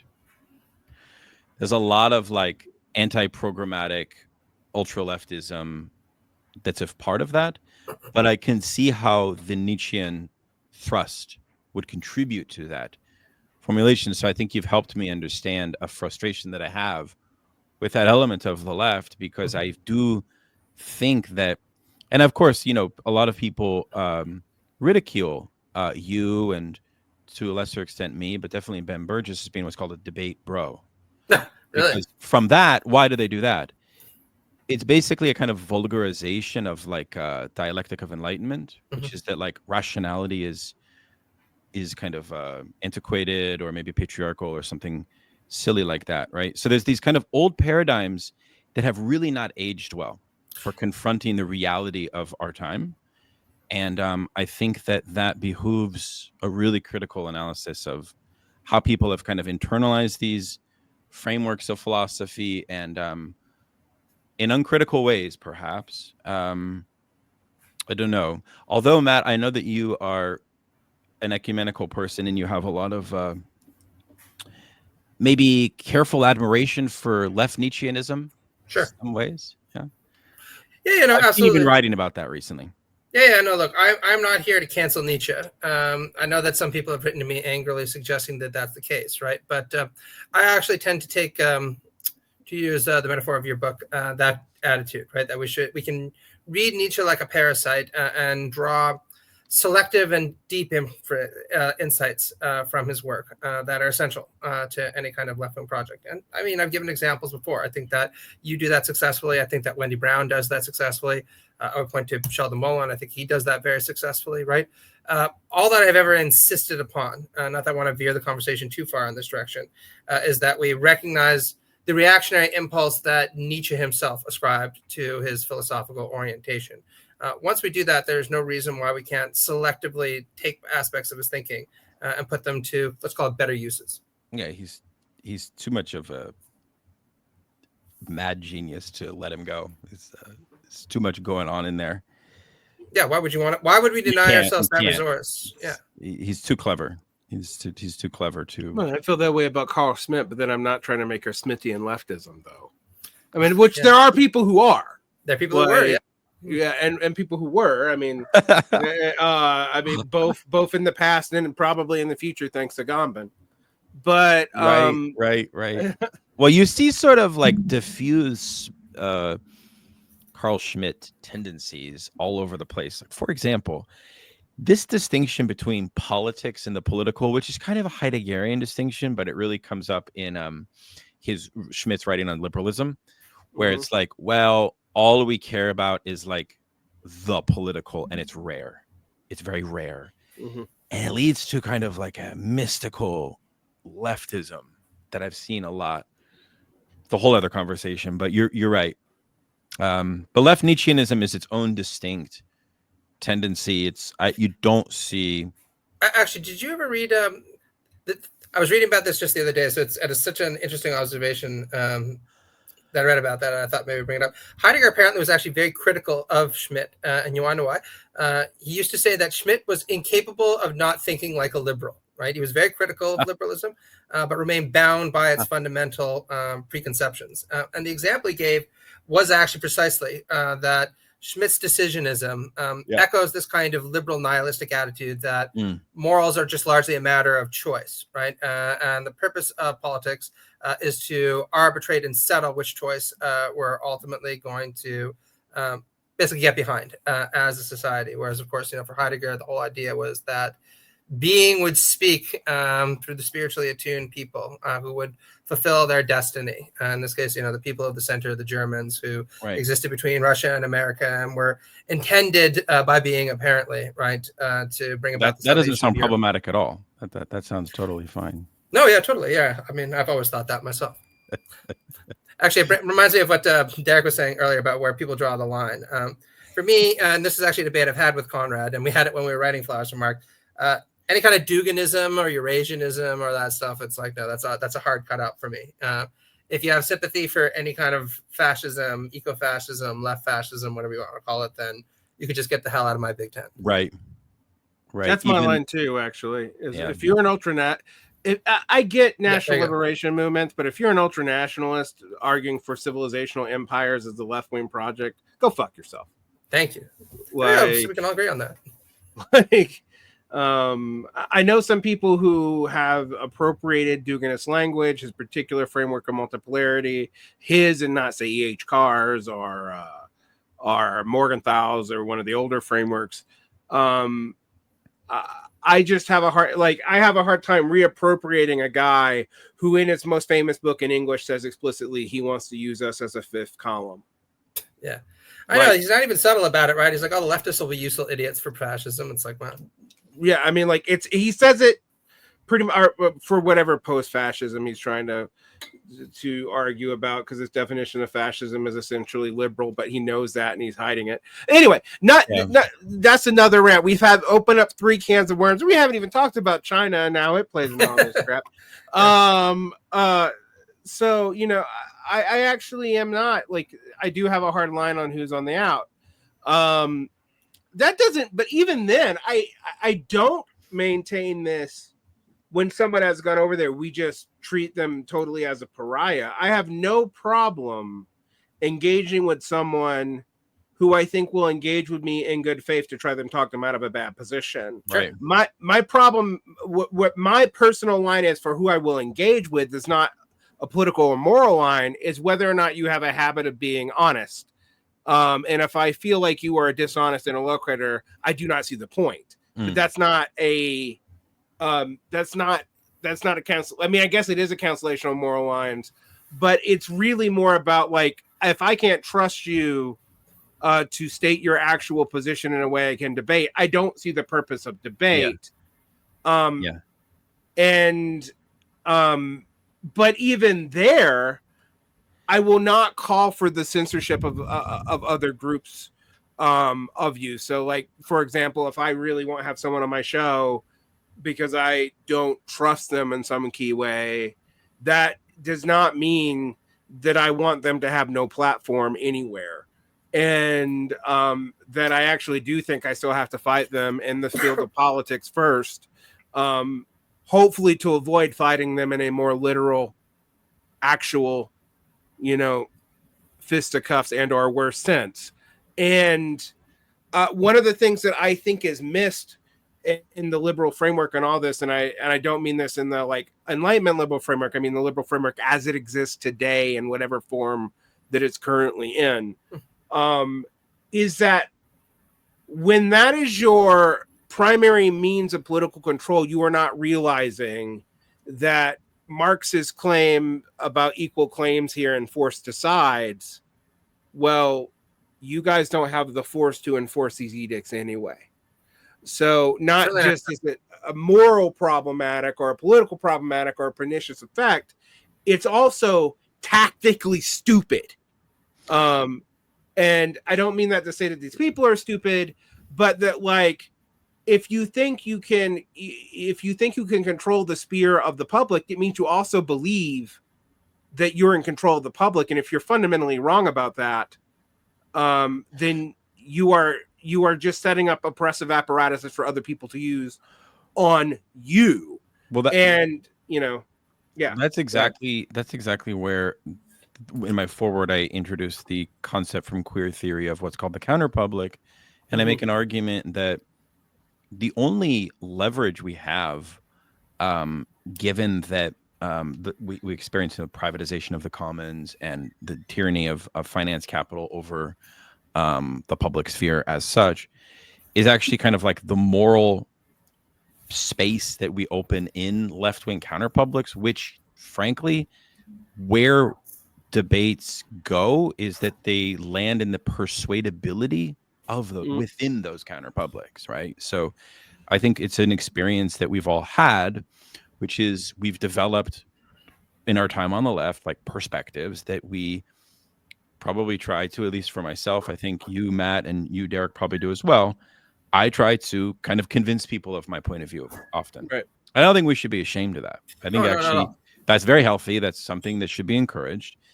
But, when you have a protracted debate with another tendency, the better thing to do ethically and from the standpoint of, like, let's just say conflict management, frankly, is to keep it at the level of theory and not personalize. Right. Oh, of course, absolutely. That's actually where theory matters, because the personalization of it is a sign of an anti-intellectual timidity, in my opinion, right? Or a reflection of the fact that maybe you have a hollow theoretical foundation, which is your problem to deal with, right? In other words, it's very telling who personalizes and who doesn't when you have those kinds of debates. I think personalization is a sign of weakness. Yeah, and I've seen people talk shit about Derick, and I've definitely seen them talk shit about you, Daniel, and your book. And Lord knows, every now and then I get a couple of tankies who want to say crappy things about me, and I've seen some really quite funny, actually, like kind of inferences about who I grew up and what I am and all that stuff. I think, to your point, that's almost always a sign that you don't really have much of an intellectual leg to stand on, because you need to regress down to these personalized forms of attack, right? Also, if you're going to attack me personally, just actually attack me, but then you might get shot back at. Yeah. Totally. So, like, and I mean that both metaphorically and maybe literally. So, like, it's just something that I find really problematic. And I also find, anyone who's been in this sphere for a long time is, including some of the people who are counseling, have attempted to counsel. If you've been on the left for more than 3 years and someone has not attempted to counsel you, then you just don't know that someone's attempted to counsel you. Yeah. And I do think that, like, that is a problem, in so much that for some of these debates, I have very strong opinions on certain ones of them, but, like, for example, on how much humanism or structuralism is in Marxism, or even something as big and as live as what do we mean by the nature of China? I actually do think these are open questions that do really have to be debated, that I don't have an a priori or worked out answer to in all cases. Or you also don't have, as far as I know, an unchanging position on them. No, these things move around. Like if you ask me about the nature of China in 1985 versus the nature of China in 1992 versus the nature of China in 2010 versus the nature of China now, I will give you and would have given you radically different answers. Also, like, what is the nature of the right, or how should we feel about the welfare state? I don't think that those are I don't think there's eternal answers to those questions. This is one of my critiques of what we might call ultra leftism. I put that in quotes because that is a much abused term. But I really do think that, like, this idea that we have a fixed position that can be deduced from I'll use Bordaga's language explicitly, an invariant program or something, is frankly not materialistic, not particularly humanist, and not particularly helpful. It's also not in accord with what McIntyre, in the Aristotelian tradition he operates in, calls the use of our practical reason. Right. And like it or not, I think that we all inhabit shifting kind of valences and expressions of our practical reason. As long as you have a consistency of that, you still are definable, right? I mean, there are individuals who sort of lack a fundamental grounding. I mean, you know, I think it's important you have a grounding, right? You have an orientation, but within that orientation, like, you're making decisions and you can be wrong, but sometimes you can be wrong because the conjunctural moment didn't go the way you thought it was going to go. So you have to have the humility to acknowledge that, right? And that's often very hard to do because we live in a time on the left where there's a lot of uncritical thought, right? And so to admit that you made an error or that you changed your mind is frowned upon. And I think that sucks. Yeah, I think that this operates on various different dimensions, right? To Derick's point about China, right? I think that certainly when it comes to empirical and historical circumstances, the idea that there's a trans-historical set of commitments that we're going to take is just nonsensical, right? Obviously, the changing circumstances of the world, changing opportunities, changing threats should dictate how we think about different circumstances, right? I think things do get a little bit more complicated when we're talking at the level of theoretical principle, whether we're talking about epistemic or, for that matter, ethical principles. Because there, to Daniel's point, I think that we tend to admire people who have a certain constancy to them, right? Somebody who claims to be a Marxist one day and then a Heideggerian the next, and then a Buddhist, on Friday, we tend to think as being intellectually and potentially even ethically fickle, right? Unless they're very young, where it tends to be a little bit more excusable because, I was like that in my 20s. Yeah, exactly. Right. Then you just kind of read something online and you're like, oh, this is what I am now, right? I think that on the one hand, you have, this kind of, on the other hand, right, you have this kind of Ayn Randian ideal that sometimes people put up, where Rand was famous for claiming that by and large, her ethics had been set by the time she was a child, and that she never altered them in any meaningful way. And that seems to me to be a very adolescent and puerile kind of approach to ethics, appropriate for someone like Ayn Rand, right? While I think we should admire a degree of constancy in principle, in epistemology, in logic, et cetera, without a doubt, we should always be sufficiently reflective to change even fundamental principles when we are convinced of the better argument. And I think sometimes an awareness of historical circumstances and material conditions can also bear upon that. 100%. Yeah. Yeah, I'm with you with that. One thing I would repeat from both sessions of these debates, and I'm also going to say that, of course, Matt and Daniel are going to be back. I extended invitations to Ernesto and Conrad to continue their debates and also to come back and talk about their own particular passions because I didn't feel like we had enough time. But we can all just debate China. Yeah, we can all debate China forever, and I'm going to frustrate everyone by sounding like in the middle of everyone's position on it. Trust me, it comes up a lot. But one thing I would say is that people should be coming back here to hear some of these develop. And Conrad will come back, and I'm sure, like I said, I'm sure Matt and Daniel are going to come back. They come on all the time. I would also say that we haven't talked about the specifics of the book as much in this one as in the other one, because partly I want you guys to read it, but also partly we don't have two debate interlocutors here in the same way. But I will reiterate that one of the interesting things about this is one of my strategies for debate. When I have a performative debate, right, is that we need to share a worldview. Now, I will have a writing debate, like writing out debates, and I'm going to not cancel people, and I'll have a conversation with pretty damn near almost anyone. I'm probably not going to have a Klansman on the show, but I've even talked to them in my various times in my life to just try to get the feel of what the hell they actually think. But when it comes to formal debate, I tend to think that it's most productive when you share about 70 to 80% of a worldview. But the reason why it's most productive is you can agree on definitions. Whereas when I'm debating an Heideggerian liberal, they're going to get me on some technical reading of Heidegger, but we're not going to agree on terms about anything.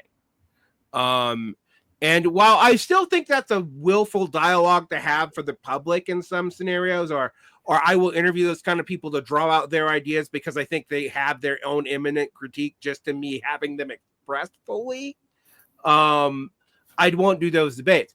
But I like this book because even within the realm of Marxism, most of the interlocutors share enough of a framework that these debates are meaningful. So, for example, no one here is trying to argue for a purely voluntaristic notion of, let's say, romantic Marxist communism, where we could just like declare the Cultural Revolution tomorrow and everything will be fine.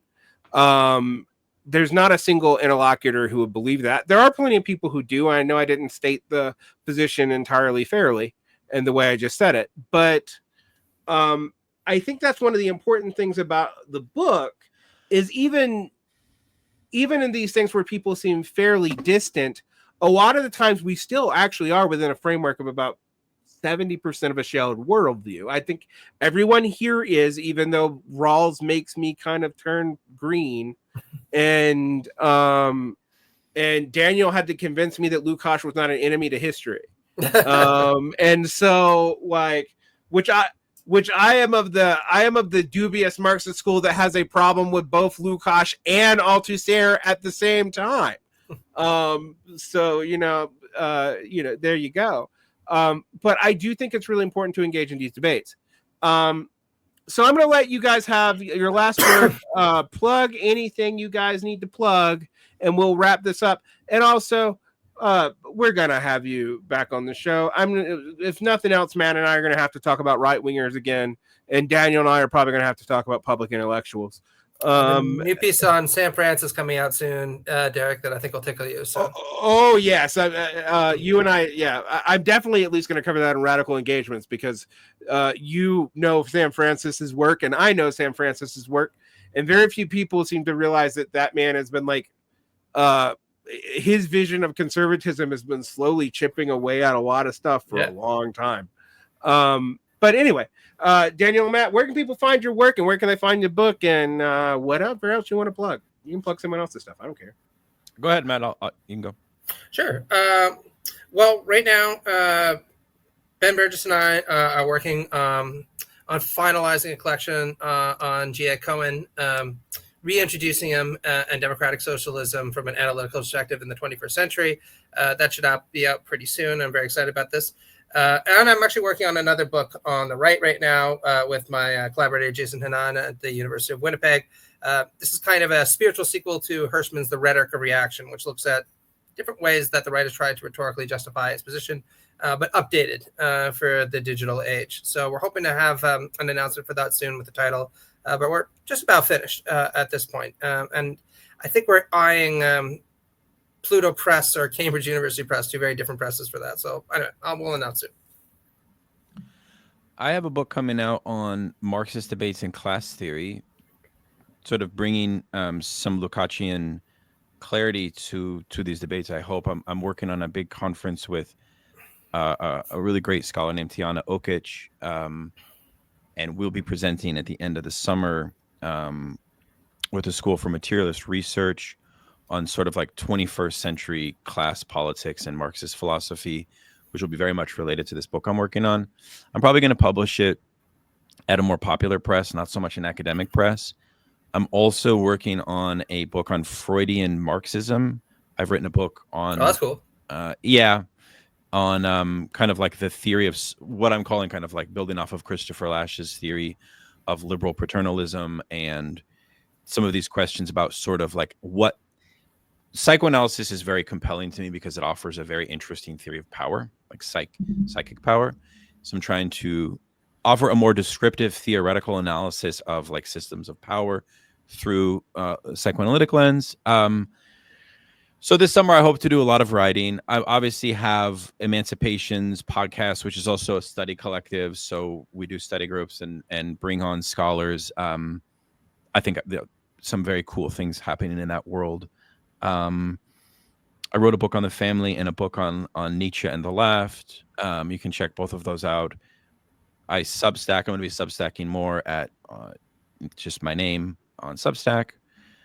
And yeah, it was great to have Derick on last week on my show. That was very enjoyable. We were talking about riots and communization theory.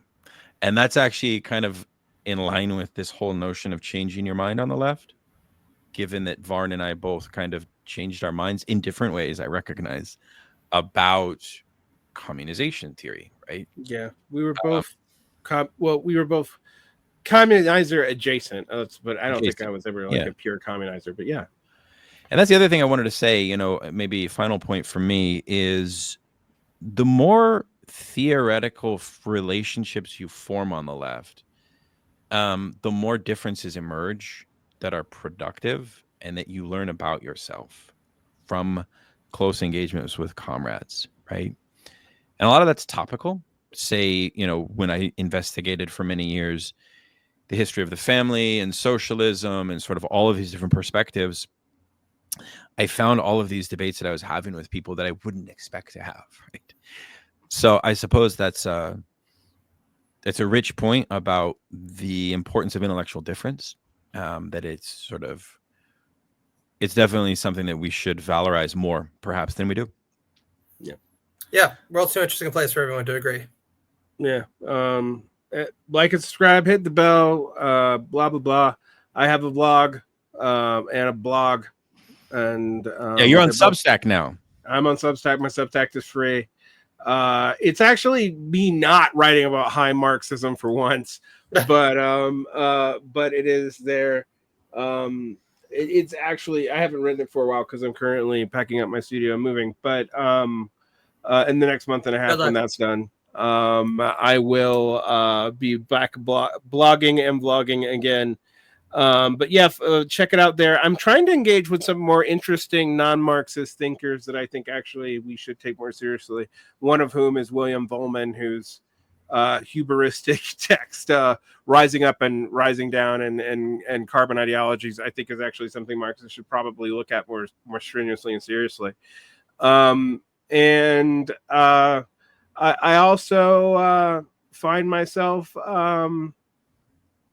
really wanting people to read Revol books. I'm also writing a book with Rebecca L. Smith on the limitations of liberal concepts and attempts to clarify Marxian concepts in a more rigorous way that make them articulatable to liberals without removing their substance. I just sometimes think expecting people to speak either Lacanianese or Hegelianese is a little bit much. And sometimes just trying to go back to what these concepts mean and apply them in a direct way, and why liberal strategies of things like social justice and whatnot are often putting the cart before the horse conceptually as well as tactically.